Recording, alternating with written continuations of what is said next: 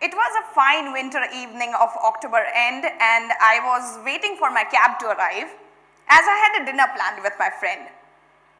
However, as I was waiting near the hotel reception fiddling with my phone, the desk manager confidently remarks, "You won't come back tonight, will you?" At first, I could not understand whether it was a statement or a question. So I asked him, "Why won't I come back?" with my visibly confused face, which you all can see. And he told me, "Well, it's your time of the day."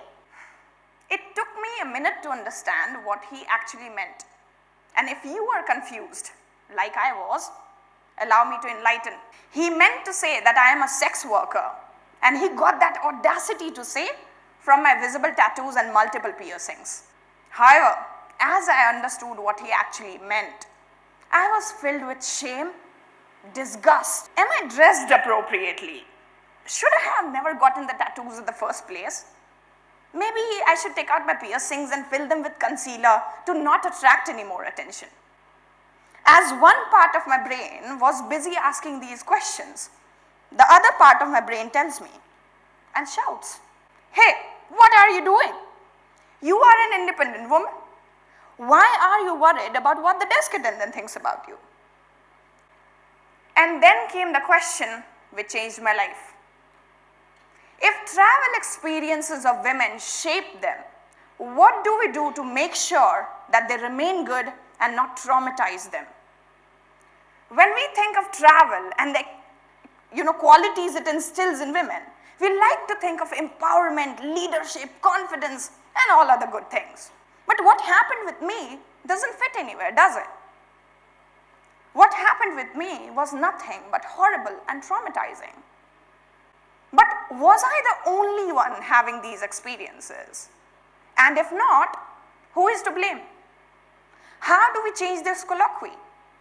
And if the desk manager had the audacity to remark at me, a hotel guest, what happens to the women who work with him? To explore my curiosity, I went ahead to meet hundreds of women in the travel industry. And I asked them a set of two questions. As a woman interacting with travel industry as solo female travelers like me, or women working in the industry, how have your experiences been and what do we need to change in the travel industry? You see, the discussion of empowerment of women has been going on for centuries now.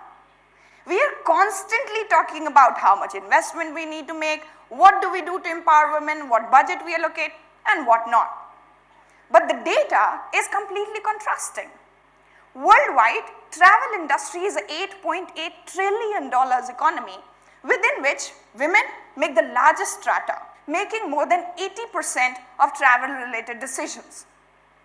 Within solo traveler community, women also make the significant percentage.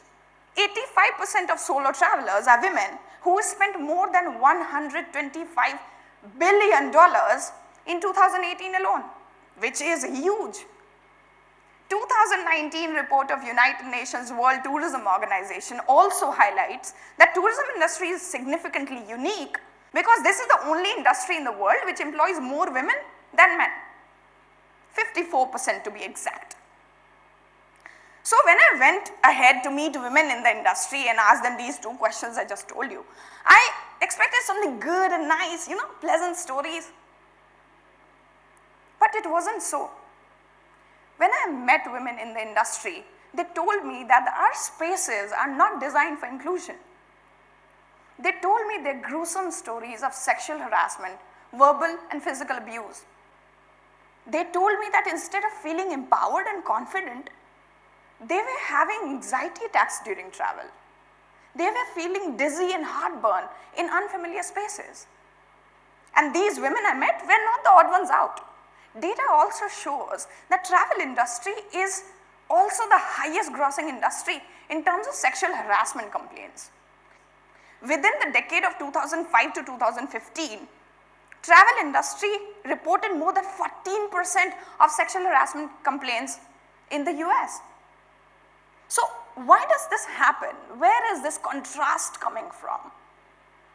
What I think it happens because we think of travel as an isolated activity, which shifts the responsibility from us as a society to women as individuals. For example, a woman decides to travel alone. Traditionally, we are going to ignore this spaces she is going to travel into, and her decision to travel becomes solely her responsibility. We assume that the women's travel experiences are a factor of women's empowerment. And we assume that she travels in like bubble, and how strong the protection of the outer cover of that bubble is a factor of women's empowerment.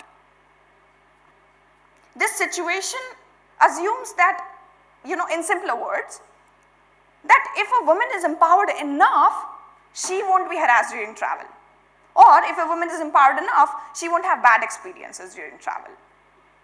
And this bubble hypothesis, what I like to call, also makes the conversation of sexual harassment so much difficult than a simple bad trip.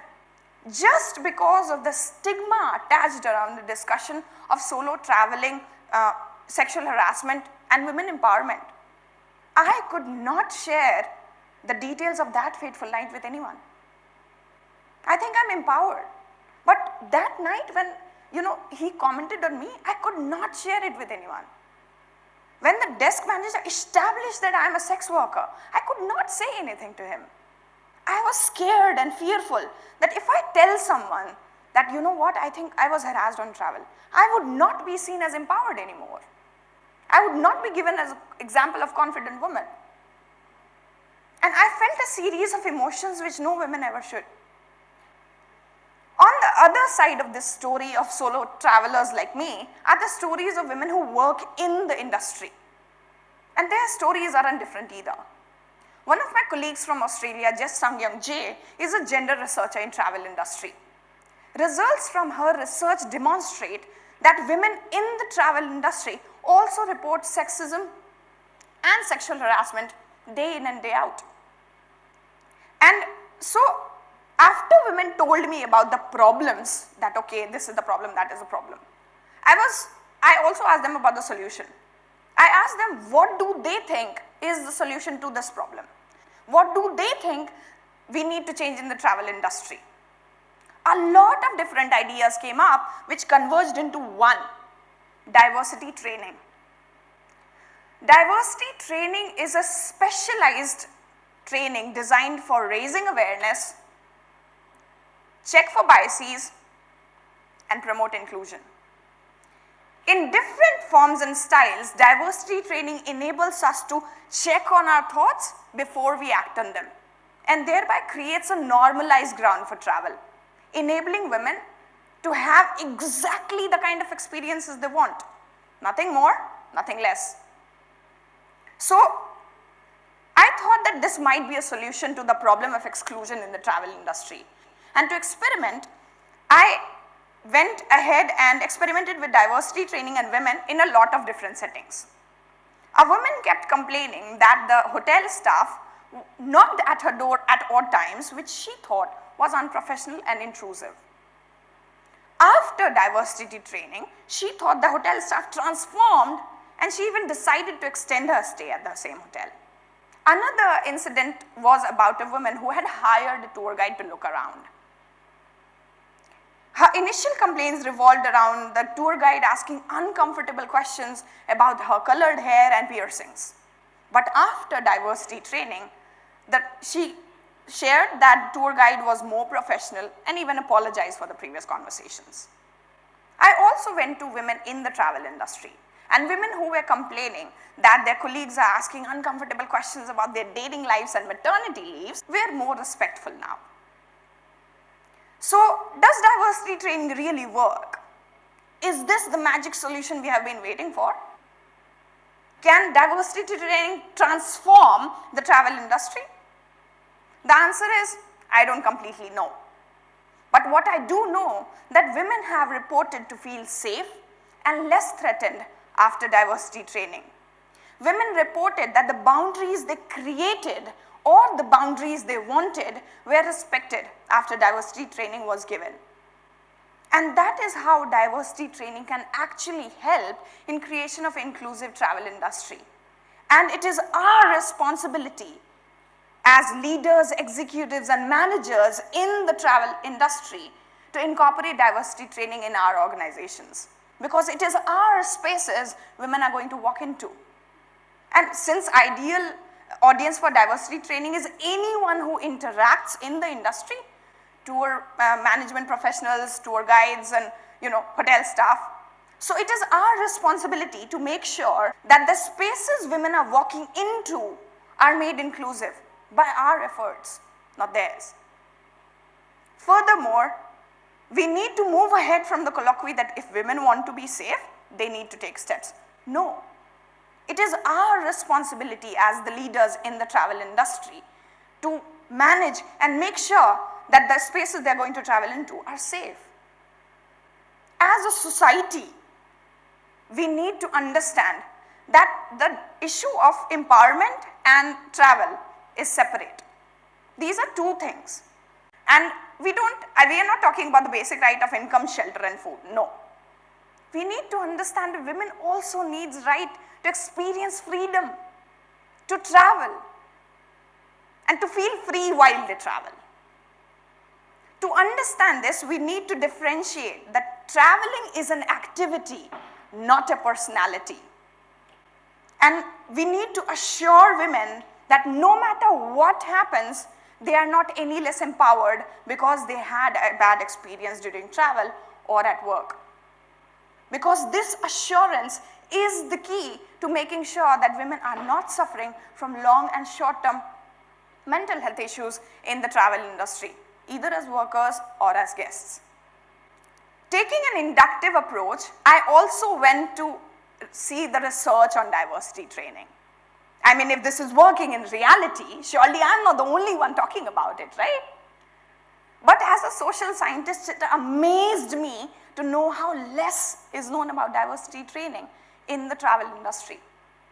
I recently scanned through more than 2,000 articles across 5 academic databases to see what the most learned and skilled people have to talk about diversity training in the travel industry. And I only found 12 articles out of the 2,000 I scanned. And what was more disappointing was the fact that only 2 of them actually delivered diversity training and saw what works and what doesn't. And rest were just theories and discussions. Although the travel literature is full of challenges and discussions related to solo female traveling, but the sheer absence of the fact that there is less research on diversity training in the travel industry highlights the fact that all this time we have focused on the challenges, we have focused on the issues, we know what the problem is, but we never made an effort to find the solution. So now, when we have a probable solution, we as researchers need to invest time in diversity training. We need to research about diversity training. We need to have difficult conversations inside the classroom and training spaces so that the next batch of desk manager does not show up with the unprofessional audacity like the one who interacted with me. In an ideal world, I would love to go back to that time frame, meet my desk manager again, train him for inclusion, and make sure that he's not probing into my tattoos or piercings. But since I cannot do that, I dedicate a lot of time interacting with future travel industry employees. And a few weeks ago, I was asked a set of questions which I want to share with you. Someone asked, isn't this difficult? Won't this take a lot of time? Isn't this a lot of work? And the answer to that is what I want to leave you with. Yes, it is a lot of work. Yes, it will take a lot of time. And yes, it is difficult. But we only are left with 2 options.